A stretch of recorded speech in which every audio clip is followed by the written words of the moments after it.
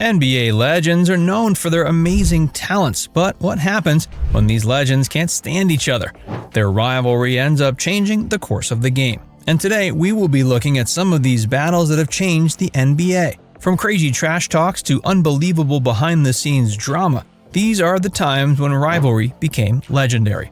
Before we start, make sure you don't miss our new and epic NBA stories coming up by subscribing to our channel. Now, let's get into some heated moments. With the first on our list, no beef has ever seen a toxic end like this one. Charles Barkley versus Scottie Pippen, teammates turned enemies. Some feuds start on the court, but this one started in the locker room.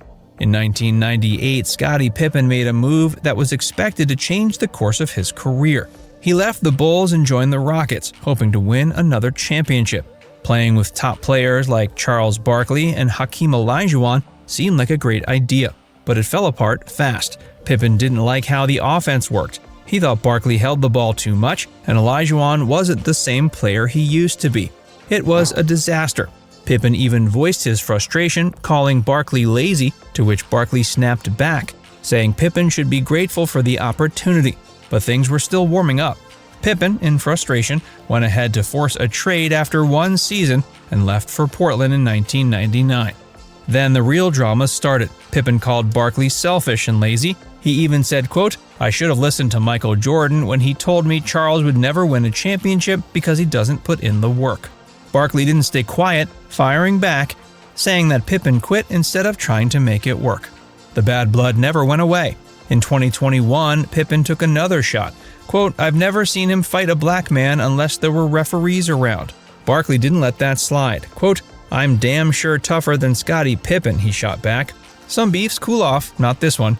Even after all these years, they're still trading insults. Some things just don't change. Wilt Chamberlain versus Kareem Abdul-Jabbar, from admiration to animosity. Chamberlain was Kareem's hero. As a young player, Abdul-Jabbar, then Lou Alcindor, looked up to him, even copying parts of his game. But as Kareem became the new star, things got tense. Wilt didn't sugarcoat things. He said Kareem wasn't tough enough to dominate the way he had. Kareem didn't hold back either. He called Wilt out for not speaking up on civil rights. Their feud escalated in 1984 when Kareem passed Wilt's all-time scoring record. Instead of congratulating him, Wilt brushed it off. Even after they both retired, the tension never really went away. When they faced off, the games were intense. In the 1972 Western Conference Finals, Kareem's Milwaukee Bucks went up against Wilt's Lakers. Wilt was 35 by then, supposedly past his prime. But he wasn't about to back down. He blocked several of Kareem's shots, including his famous sky hook. The Lakers won the series in 6 games and went on to win the championship. Their rivalry was so personal, it doesn't look like they ever resolved it. Kareem once looked up to Wilt, but their respect turned into competition. Wilt didn't want to be forgotten, and Kareem wasn't going to live in anyone's shadow. Their clashes on and off the court left a mark on basketball history. Shaquille O'Neal versus Kobe Bryant, a dynasty built on drama. This one fight saw the end of a dynasty. The Lakers were once dominated by Shaq and Kobe, winning 3 straight championships. But behind the scenes, it was a war. Shaq, larger than life, clashed with Kobe, the perfectionist. Shaq said Kobe was selfish. Phil Jackson saw it up close. He usually sided with Shaq, calling out Kobe for taking too many shots. Kobe didn't like that. And Shaq, he loved pushing Kobe's buttons, even saying LeBron James was better. Their fight wasn't just about the game, it was about who led the team. It got so bad that in 2004, following the loss to the Detroit Pistons in the finals, which was the final straw, the Lakers had to pick a side. They kept Kobe. Phil Jackson walked away. Shaq got sent to Miami. The dynasty was over. But Shaq wasn't done. He won a title with the Heat in 2006, showing he could do it without Kobe.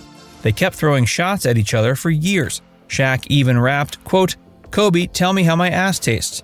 But in the 2009 All-Star Game, they won MVP together. And in a small but powerful moment, Kobe gave the trophy to Shaq's son, Sharif. Kobe gave this to me when I was about 9, when he won MVP for the All-Star Game. That night, the past didn't matter anymore. With this, it's believed they finally went past their beef. Michael Jordan versus Isaiah Thomas. No handshakes, no love lost. This rivalry, unlike the previous one, has no happy ending. Back in the late 80s and early 90s, the Detroit Pistons weren't just tough, they were brutal. Their bad boy era was all about one thing: shutting down Michael Jordan.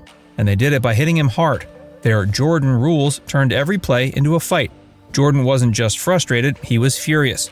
Then came May 27, 1991. Jordan and the Bulls finally got past them, sweeping Detroit in the Eastern Conference Finals. But instead of a handshake after the game, Isaiah Thomas and the Pistons walked off without a word. Jordan never let it go. It stuck with him. Years later, in The Last Dance, Jordan didn't hold back. He commented, talking to Thomas, "You can show me anything you want. There's no way you're going to convince me he wasn't an asshole." And it didn't stop there. In 1992, when the Dream Team came together for the Olympics, Thomas was left out. Jordan denied having a say, but Magic Johnson later admitted plenty of players, especially Jordan, didn't want Thomas on the squad. Even decades later, the tension is thick whenever they're asked about each other. Jordan put it bluntly, "I still hate them." Thomas, though, shrugs it off. "I was winning all the time, so why am I mad at him?" Larry Bird versus Magic Johnson. A rivalry that saved the NBA. Not every rivalry is just about the game. Some change everything. Think back to 1979, college basketball's biggest stage, the NCAA Championship. Magic's Michigan State versus Bird's Indiana State. A flashy playmaker from the streets of Lansing against a sharpshooting workhorse from French Lick. The fans loved it. Magic won that night, but the battle was just getting started. By the time they reached the NBA, the league was struggling. Ratings were low, and fans were losing interest. Then, almost like fate, Bird ended up in Boston and Magic in Los Angeles. Two teams with deep history, now led by two young stars who couldn't have been more different. Celtics versus Lakers, Bird versus Magic. The Celtics and Lakers clashed 3 times in the finals, bringing new life to the league. Bird was all grit and toughness, Magic was charm and flash. Their contrast fueled their battles. The fact that one was white and the other black made it even bigger. Every game was a fight. Bird played like every point mattered, diving for loose balls, talking trash, and making sure everyone knew he was there to win. Magic, he was smooth. No-look passes, a big grin, and a playing style that made the game feel effortless. Their battles weren't just about talent, they were about attitude, style, and, whether people admitted it or not, race.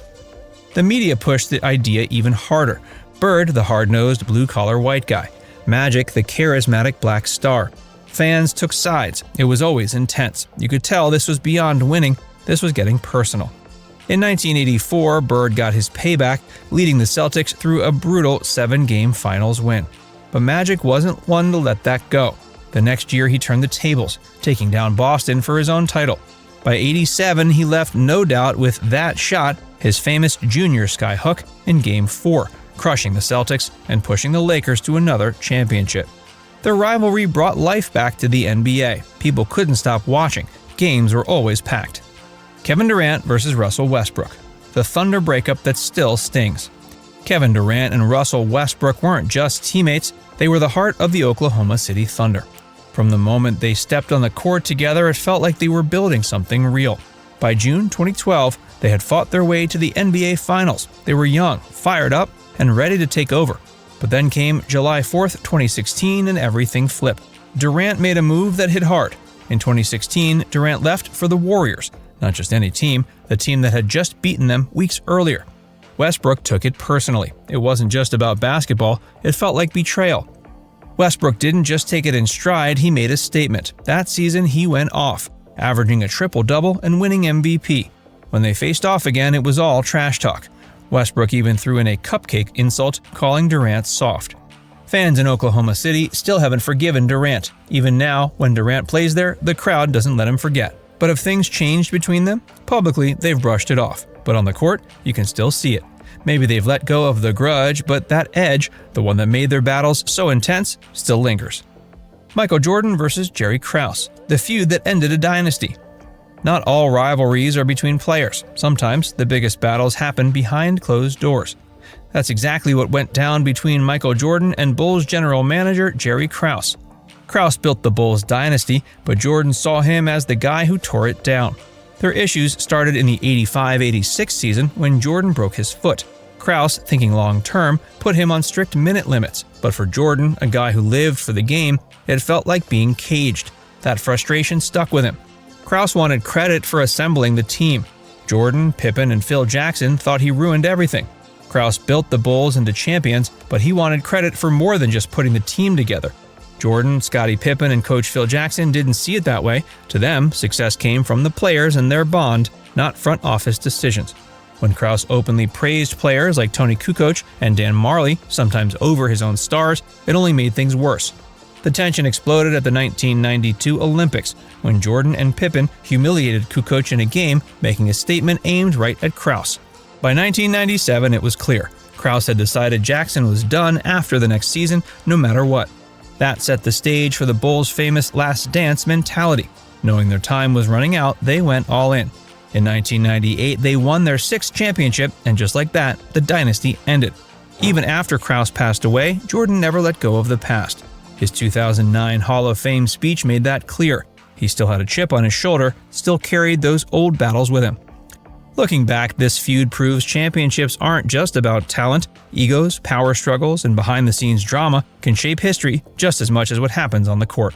This was a truly legendary journey, but the question remains, did any of these legends really reconcile their feud? If you know any, let us know in the comments section below. Don't forget to hit that like button, and as I said before, make sure to subscribe to our channel, as we have some extremely crazy NBA stories coming up.